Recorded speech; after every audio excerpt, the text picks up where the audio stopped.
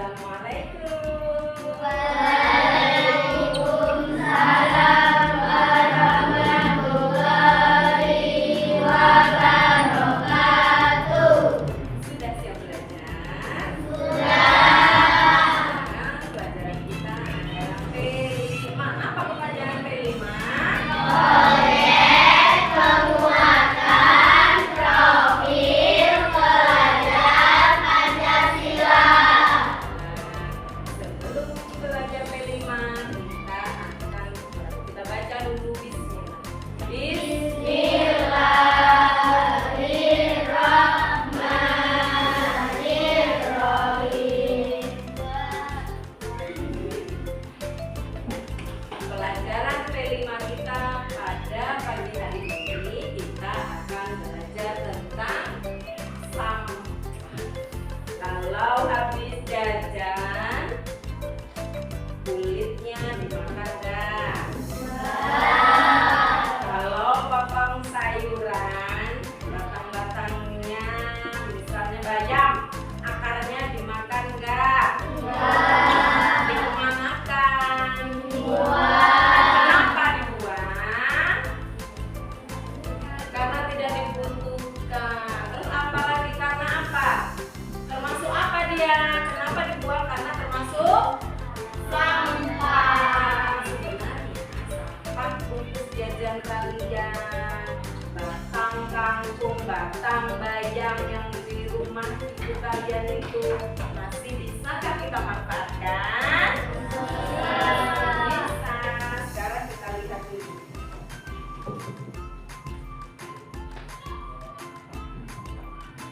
Kita perhatikan dulu ya.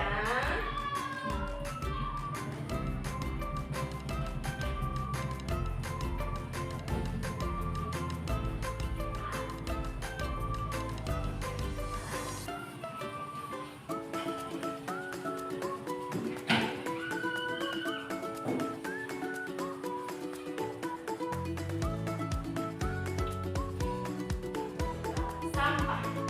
Yuk kenali sampah.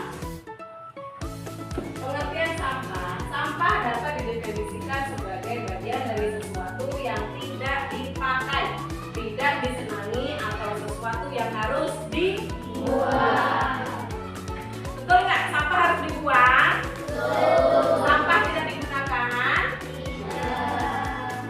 Sampah tidak digunakan. Sampah tidak dimanfaatkan. Kemudian sampah adalah yang perlu dibuang. Sampah yang ada di sekitar kita.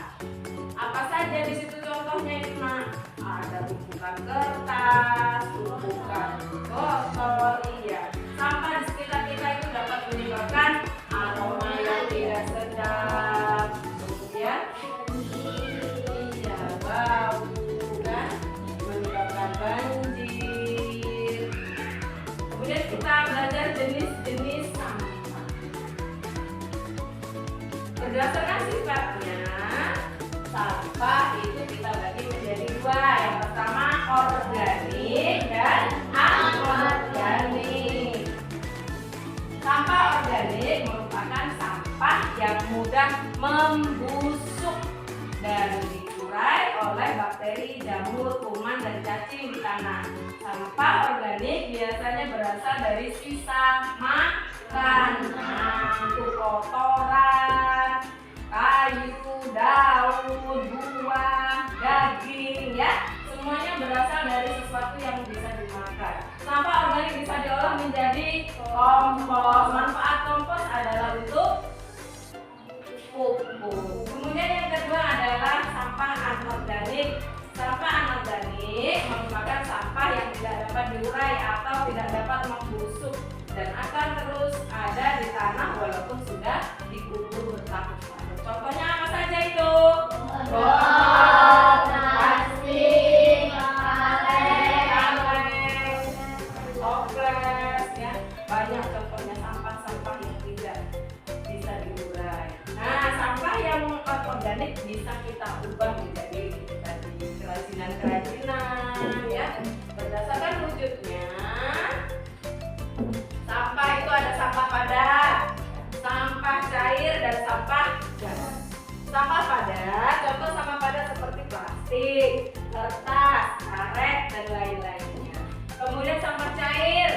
Contoh sampah cair antara lain sabun, air bekas, kan, limbah air dari pabrik. Kemudian ada sampah gas. Sampah gas dapat dikatakan sebagai emisi dan biasanya dikaitkan dengan polusi dari pabrik ya. Biasanya dari pabrik asapnya itu juga sampah. Kemudian asal sampah. Nih, asalnya sampah itu dari makanan, dari pabrik ya, dari tubuh manusia juga ada sampah yang keluar dari tubuh manusia. Sampah alam adalah sampah yang berasal dari alam atau berbentuk secara alami. Contohnya adalah daun kering, ranting dan lain-lainnya. Contohnya yang dia bisa diapain? Diurai atau bisa ditebur menjadi kompos tadi misalnya.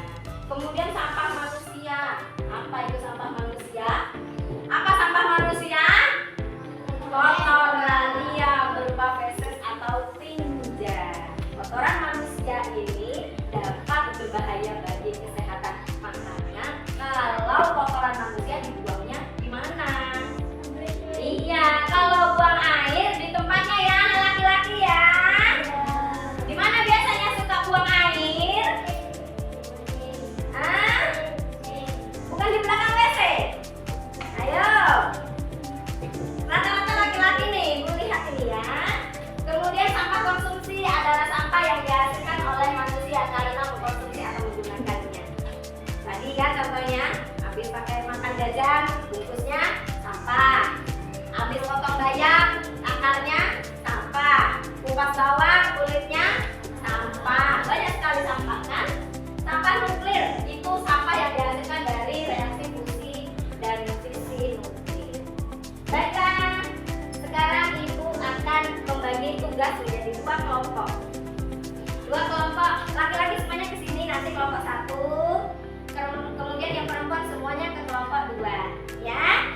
Perhatikan, tugasnya adalah kelompok 1 kita sepakati sampah organik, ya. Kelompok 1 tugasnya adalah sampah organik. Kelompok 2 tugasnya adalah sampah anorganik. Paham? Tugasnya minggu depan pelajaran kelima lagi kita membawa kelompok yang anorganik membawa sampah-sampah anorganik yang tidak bisa diurai. Kalau kelompok yang organik membawa sampah dari rumah kalian yang bisa kita urai, kita buat kompos bersama-sama. Paham? Oke, terima kasih. Baiklah, bertemu lagi dengan pelajaran Kelima. Tugasnya sudah disiapkan? Sudah.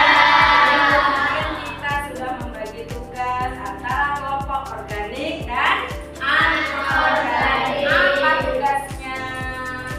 Membawa sampah sesuai dengan kelompoknya. Sekarang kita ke kelompok organik dulu. Kelompok organik silakan ditunjukkan apa saja yang kalian dapatkan dari rumah. Ayo. Ya, Jaya. Satu-satu pegangnya. Nah, apa saja yang kalian dapatkan dari rumah? Kelompok organik mendapatkan apa ini? Daun. Organik bukan? Kita akan buktikan apakah dia organik atau tidak. Nanti kita lihat. Kemudian ada juga apa ini? Serbuk.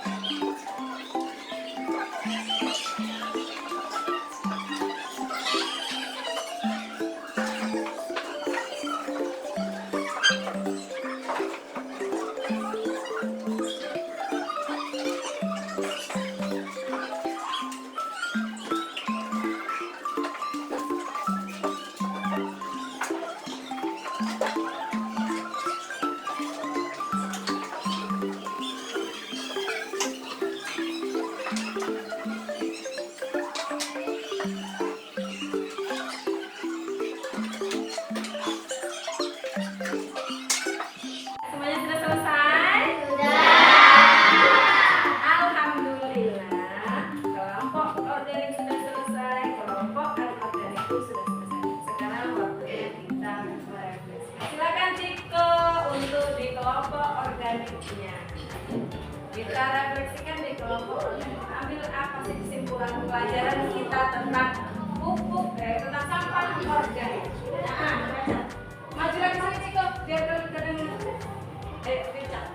Sampah organik sering dianggap sepele, sebenarnya memiliki potensi besar jika dimanfaatkan dengan baik. Dengan mengolah sampah organik menjadi kompos, kita tidak hanya mengurangi volume limbah, tetapi juga memberi nutrisi bagi tanah. Ayo kita ubah pola pikir dan tindakan kita.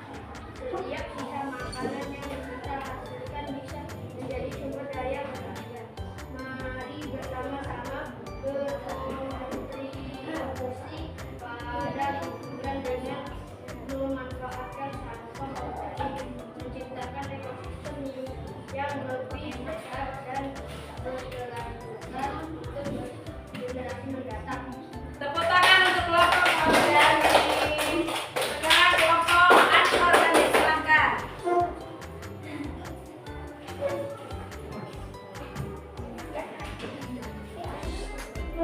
Sampah anorganik seperti plastik dan kaleng seringkali menjadi masalah besar bagi lingkungan. Namun, jika kita bijak dalam mengelolanya, sampah ini bisa menjadi sumber daya yang berharga. Dengan mendaur ulang dan memanfaatkan kembali, kita dapat mengurangi pencemaran dan menghemat sumber daya alam. Ayo kita tingkatkan kesadaran untuk memilih sampah anorganik dan berkontribusi pada keberlanjutan lingkungan. Setiap tindakan kecil kita dapat memberikan dampak besar bagi bumi dan generasi mendatang. Mari bergerak bersama. Terima kasih untuk kelompok anorganik. Tepuk tangan. Alhamdulillah, proyek P5 kita sudah selesai. Yang pertama proyek organik.